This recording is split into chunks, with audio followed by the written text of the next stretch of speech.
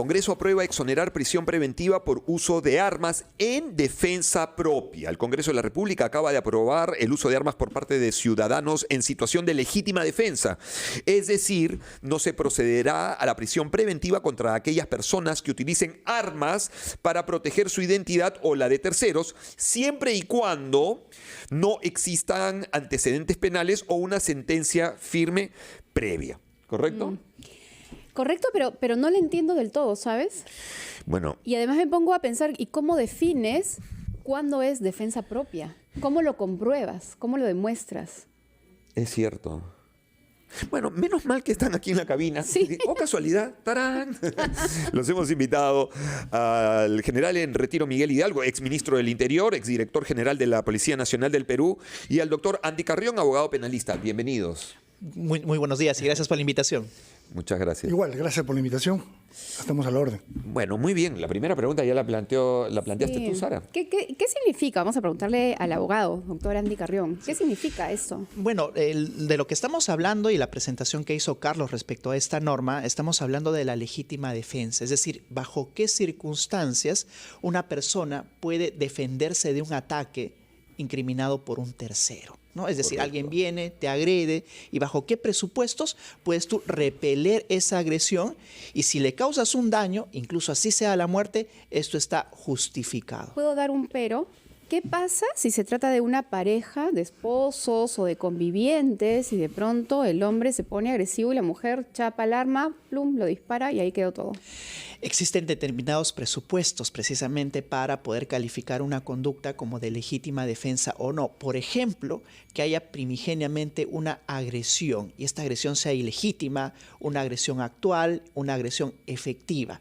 La persona no puede simplemente por una apariencia de decir yo estoy discutiendo con el esposo o la esposa y sacar un arma y disparar, porque la agresión tiene que ser una agresión inminente y real, ¿no? Y eso es lo que incluso se ha presentado. ¿Qué determina eso? Claro. Bueno, eso determina la propia conducta que despliega la persona. Claro, por claro. ejemplo, ¿no? Por ejemplo. Estás en tu carro y viene alguien con una navaja a tratar de asaltarte. Esa agresión es inminente. Y si en las circunstancias yo no dispongo de una navaja, que sería un uso proporcional del arma para defenderme, pero solamente tengo una pistola, pues entonces racionalmente, bajo esas circunstancias, puedo hacer uso de esa pistola para poder defenderme de este ataque, pero naturalmente bajo determinados presupuestos. ¿Y dónde queda el tema de estar, que en algún momento creo que se regía así, ¿no? Estar en igualdad de condiciones? O Claro, sea, la proporcionalidad. La proporcionalidad. Y ese es un punto importante porque el artículo 20 de nuestro Código Penal, que precisamente regula la legítima defensa, en su versión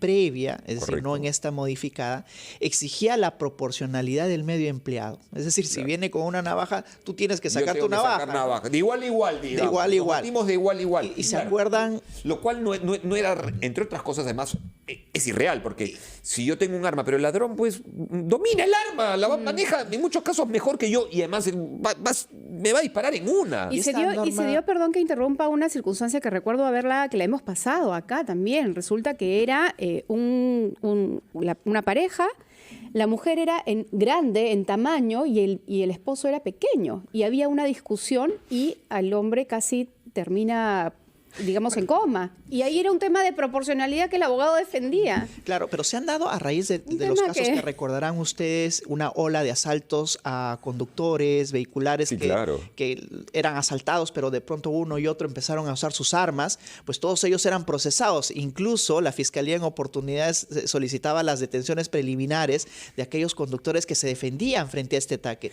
Y en esa oportunidad la norma justamente sancionaba una proporcionalidad del medio. Es a raíz de eso que se produce la modificación y dicen, oye, no tiene que ser el arma proporcional, tiene que ser simplemente la razonabilidad del uso. General Hidalgo, y esto es bien interesante porque, a ver, ¿es realmente efectivo, digamos, desde su mirada? A ver, yo pienso que el espíritu de la norma es, oye, quiero darte un escudo, ciudadano, te quiero dar un escudo protector frente al acecho de la delincuencia.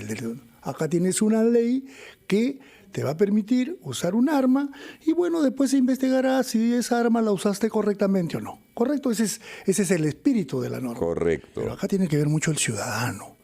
Y acá tiene que ver mucho las autoridades. ¿A quién le entrego yo la licencia, o ahora se llama tarjeta de propiedad del arma, y la licencia para portarla. Y en ese sentido el Estado tiene que ser muy, pero muy preciso en, oiga, los exámenes psicológicos, los antecedentes, el tema del uso del arma. Muy distinto es de que yo tenga un contrincante que con una roca me puede matar, porque una roca puede destrozarte el cerebro, y yo tengo un arma. ¿Cómo usar un arma frente a este tema de la proporcionalidad? ¿Voy a herirlo o voy a matarlo? Proporcionalidad. Entonces, además que ya no se registra. Pero por supuesto. En la actualidad, a partir entonces, de... mucho depende de la persona a quien se le está entregando una norma para que se defienda, que tiene derecho a defenderte. Y esto pasa porque el Estado, peruano en este caso, no puede responder a esas necesidades que tienen los ciudadanos de vivir con seguridad, en convivencia civilizada. Oye, como tú no me puedes defender, ya defiéndete tú. Oye, acá hay una norma para que te defiendas. Pero eso no se puede desbordar en algún momento, no se puede convertir en un todos contra todos. Y nuevamente, basta que... Pero yo me sentí en peligro. Bueno, una piedra, el otro dirá, bueno, pero una piedra no te mata. Entonces, cuando en realidad lo de fondo, creo yo, es un Estado que cumpla bien sus funciones y que vele por protegernos, por reducir la delincuencia, qué sé yo. No, una verdadera política pública para enfrentar el crimen y el delito. Y eso hay que hablarlo con mucha seriedad, porque estar sacando disposiciones y normas que crean que puedan sumar a contener la delincuencia, creo que tiene que haber una política pública orientadora para poder atacar este fenómeno delincuencial de una manera seria, y en el tema de la prevención, en el tema del crimen organizado y en el tema, pues, de la política carcelaria, que también tiene que tener allí un ajuste muy, pero muy importante, que se viene haciendo, pero aún falta. Entonces, pienso yo de que esta es una norma, que es un escudo protector para los ciudadanos, que puedan actuar usando armas, y que después de usarlas, de acuerdo a las consecuencias, heridos o muertos, no estén libres de prisión preventiva, pero no está libre del proceso de investigación. Participa de un proceso de investigación sin detención. Esto se nos puede ir de las manos, más o menos. Perdón, tenemos que ir al corte, de ahí abrimos la línea y recogemos las opiniones de todos nuestros oyentes. Yo creo que esta es una norma que va a tener muy buena publicidad, claro. De la primera mirada es, uy, claro, ya, por fin. Y no nos estamos dando cuenta del siguiente paso, que es lo que usted está diciendo, general. Sí, es muy de, vamos a... Te quito el dolor, pero no voy al fondo. Claro, no extirpo el mal. Digo, es mi mirada. 10 de la mañana con 28 minutos. Volvemos con sus llamadas. Esto es Encendidos aquí por RPP, la voz de todo el Perú. Con 35 minutos estamos con el general en retiro Miguel Hidalgo, ex ministro del Interior, ex director general de la Policía, y el doctor Andy Carrión, abogado penalista. Nos están explicando los alcances, cómo podría impactar esto en toda la sociedad, sobre la exoneración de prisión preventiva para uso de armas en defensa propia. Llámanos 212-4100, 212-7165. Esto en cristiano quiere decir que lo que ustedes nos decían, ¿no? Ante la inminencia, o sea, la sola amenaza que nos ponga en peligro, ¿correcto? Que me ponga en peligro, amenaza con piedra, palo, cuchillo, pistola, metralleta, honda, lo que yo considere peligro que pueda generar... expresión corporal vale pueda dentro de eso. Dañarme. Un gesto corporal, o sea, que yo hago como que te voy a atacar, no te estoy atacando, pero parece que te voy a atacar. Bueno, ¿es válido también? Bueno, frente a eso, perdón, tú puedes usar un arma. Y no pasa nada ahora si matas o no al tipo que tengas al frente. Bueno, la norma señala situación de peligro inminente. Y eso va a tener que ser motivo de interpretación del fiscal en la situación en la que se encuentra investigando la legítima defensa, o del juez al momento de otorgar o no una prisión preventiva. Porque puede, como claramente lo dice Sara, generar en la víctima esa sensación de peligro, pero que no necesariamente concurre el peligro tal como ¿Cuál es la interpretación de peligro que puede hacer la víctima, la persona que está viviendo el evento? Y es por eso que hay un término importante, que es la razonabilidad también, ¿no? Porque no frente a cualquier amenaza uno puede sacar el arma y disparar, ¿no? Tendría que ser un peligro real e inminente, que sería el otro término a utilizar. Hay llamadas telefónicas. Hola, buenos días. Carlos, ¿qué tal? Buenos días. Doctor, ¿cómo te va, Alberto? Un saludo ahí para la mesa y para Sarita también. Hola. Alberto es un oyente del programa, él es taxista, ¿correcto? Gracias, y Carlito, como taxista, me imagino, Alberto, que estás también expuesto a que lo asalten. Muchos casos de taxistas que han sido asaltados, ¿no? Digamos, si Alberto tuviera un arma y sube un delincuente y le quiere robar el auto y se siente en inminente peligro, saca su arma, ¡juá!, le mete un plomazo y hasta ahí quedó. ¿Va a cana o no va a cana de Adray? De acuerdo a la norma, no, porque excluye la posibilidad de una prisión preventiva en casos de inminente legítima defensa. Pero lo que no hace la norma, y esa es, digamos, la deficiencia técnica que tiene este proyecto, es que no habla de la detención preliminar. O sea, puede ser detenido preliminarmente para las investigaciones, pero lo que sí no podría hacer el fiscal es solicitar la prisión preventiva, que es una etapa distinta, ¿no? Alberto, pero sí, Alberto en la línea, ¿no? Sí, Alberto, Sí, Carlita, ¿cuál es tu pregunta? Cuéntanos, tomé tu caso. No, simplemente en cuanto a la norma, por ejemplo, hay muchas personas que usan armas. Yo conozco casos, por ejemplo, hasta comercial. Aquí, por ejemplo, digamos, la avenida Grau, hay gente que ya está preparada, tiene su arma. Y el peligro aquí, por ejemplo, es inminente. Hay gente que vienen las personas que te roban así, te roban de otra manera sistemática. Entonces, hay gente que, por ejemplo, se siente ya acosada o un momento se asusta y puede sacar su arma y disparar. Entonces, ahí también hay un detalle, ¿no? Correcto, correcto. Siguiente llamada, por favor, 10 de la mañana con 38 minutos. Hola, buenos días, Carlos desde Comas. ¿Cómo te va, Carlos? ¿Cómo está, Carlos? Bueno, veo que los comentarios que están efectuando tanto el doctor Carrión como el general Hidalgo, ahí presentes, evidentemente no están tocando el punto de la proporcionalidad y razonabilidad. Bueno, sí lo están tocando, pero están obviando el tema que la investigación, de acuerdo a las normas penales actuales, deben de ser dirigidas por el fiscal. Y lamentablemente hoy en día encontramos algunos representantes del Ministerio Público, y debo de decirlo, de escasa preparación, que obvian algunos elementos que son importantes para establecer el principio de razonabilidad y proporcionalidad. Hoy en día se está tocando el tema de que la investigación debería estar a cargo de la policía y no dirigida por el fiscal. ¿Por qué? Porque el fiscal no es el perito para efectuar las pericias correspondientes. Esa responsabilidad definitivamente recae en la policía, y eso me va a dar la razón tanto el doctor Hidalgo, el general Hidalgo, como el doctor Carrión ahí presentes. Yo creo que debería de establecerse un mecanismo para efectos de que la investigación vuelva a estar en manos de la policía, para evitar que el Ministerio Público caiga en errores y se tienda a perjudicar y a malograr una investigación que está en curso, ¿no? Muy bien, Carlos, muchísimas gracias. Segundo desde Magdalena. Segundo, ¿cómo te va? Muy bien, muy buenos días. Saludos a todos los oyentes. Con relación al tema, para estar claro, es un proyecto que presentaron ciertamente, ¿verdad? ¿O ya está aprobado? Por el Congreso, pero falta ser promulgado. Exacto. Mi pregunta va a cómo sería el tema, por ejemplo, de la palabra ensañamiento. Por ejemplo, en defensa propia puede ser que yo me sienta en peligro inminente con una persona que viene hacia mí con un cuchillo y yo tengo un arma de fuego. Entonces, ya yo le hago, el primer disparo disuasivo, lo logro herir, pero en vez de un disparo le doy 7 por la adrenalina. Entonces ya ahí no sería defensa propia, si sería ensañamiento. ¿Cómo quedan esas figuras? ¿Cómo quedarían todo ese tipo de cosas? Muchísimas gracias.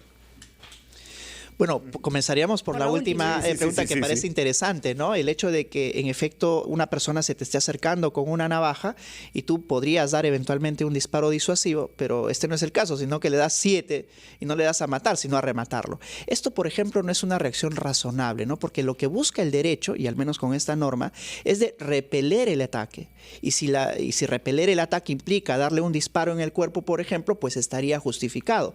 Pero lo que el derecho no puede hacer es tratar de asesinar a la persona que te está atacando, porque tú no puedes tomar la justicia por tus propias manos. Así es que esas situaciones hay que diferenciarlas. Y de hecho, Carlos, comentábamos antes que la norma que acaba de dar el Ejecutivo, cuando la dio, ha pensado en el caso del Chifa, recordarás, claro, en el cual disparó a esta persona, el dueño del Chifa, una persona que había reducido a su esposa y a su hijo. Y con un tenedor. Y también en el otro caso, en el del policía que se defendió y que mató a esta otra persona, no de un disparo, sino de más disparos a la víctima. Entonces, este segundo caso que justo acaban de proponer, el de disparar 7 veces, no está justificado por el derecho. Y el primer caso, el del dueño del chifa, sí. Serían casos paradigmáticos de ver en cuál sí está justificada la conducta y en cuál no. Correcto. La policía está desprotegida en ese tema, ¿no? Yo quiero responder a Carlos, que hizo una pregunta sobre la participación del fiscal en las investigaciones. Y verdad, pues que hay toda una discusión de quién es quién en la investigación, el policía o el fiscal. Lo cierto es que acá tenemos una norma que dice que el fiscal es el director de la investigación y el titular de la acción penal, ¿no? Y el policía es un componente que en estos momentos, por su expertise, por su capacidad, por ser agente, por ser investigador, por tener todas esas capacidades, se suma a este esfuerzo. Pero desde mi punto de vista, este problema de personas, de roles y de funciones, y que tienen que encontrar un engranaje y sumarse a que ese binomio fiscal-policía contribuyan con su esfuerzo a esclarecer los casos, a formar carpetas fiscales con carga de la prueba, que el fiscal no piense que el policía es su amanuense, su chulí, o el que le carga el maletín, o el que le manda a preparar el café. No, que encuentren el policía, el pesquisa, el investigador, el experto, que le va a traer la fotografía, que le va a traer la grabación, que le va a traer la información de la escena del delito. ¿Y qué faltaría para lograr eso? Que el fiscal, con esa información que la valora, arme las carpetas fiscales con las cargas de la prueba y se lo presente al juez, o para medidas limitativas de derecho, o para sancionar penalmente. Pero, general, ¿qué faltaría para lograr eso? Mientras no haya una modificación a la ley que le acabo de establecer, que el fiscal es el director de la investigación y el titular de la acción penal, la Policía Nacional y los fiscales tienen que hacer un trabajo coordinado, con un engranaje perfecto. Yo he sido director antidrogas 3 años casi, 2 años y medio, en momentos difíciles. Y encontramos en que este binomio fiscal-policía, si no trabajan de una manera coordinada, bajo un denominador de confianza, pero confianza en el profesionalismo, no para sacarle la vuelta a la investigación, no para hacerle el favor a alguien, sino para llegar a la verdad. Y allí está, para mí, más que ley, es cuestión de personas que tienen la responsabilidad de investigar. Y eso pasa con esta ley que acaba de dar el Congreso, ¿no? Y que seguramente el Ejecutivo o lo promulga o lo va a observar. ¿Quién controla la reacción humana de una persona que tiene un arma? ¿Cómo tú, en el momento de que un intruso entra a tu domicilio, ¿no? y es tu casa? Por eso se llama... Esta ley tiene todo un antecedente. En el 2018 yo estuve en la Comisión de Defensa y Congreso y con el presidente de la Comisión, el doctor Jorge del Castillo, se vio esto y se presentó una ley, pero bien armada, bien afiatada, para poder... Y también con unos candados. Por ejemplo, esta ley no te permite que vayas a los espectáculos públicos con tu arma. Okay. Esta ley no te permite que vayas al estadio con tu arma. Esta ley no te permite que... libre tránsito, digamos, por la calle con el arma. Esta ley no te permite que cambies las características técnicas del arma. Un arma que tiene una caserina de 8 no le puedes poner una caserina de 20 tiros. Correcto. Esta ley no te permite que vayas a espectáculos públicos, que vayas a las manifestaciones, a las marchas de protesta que están amparadas por la ley, no. Y acá tiene que jugar un papel importantísimo de promulgarse la ley, la SUCAMEC, como ente rector de... ¿A quién le doy tarjeta de propiedad y licencia para armas? Eso es. Y eso es fundamental. General Hidalgo, muchísimas gracias. Doctor Carrión, muchísimas gracias por haber estado aquí en el programa. Y me queda claro que no tan alegremente no se va de ninguna aplicar manera. Esto, ¿no? Todavía además hay que mirar ese reglamento si es que finalmente se promulga la ley. Seguro. Claro. Bueno, 10 de la mañana con 46 minutos. Ya volvemos aquí en Encendidos por RPP, la voz de todo el Perú.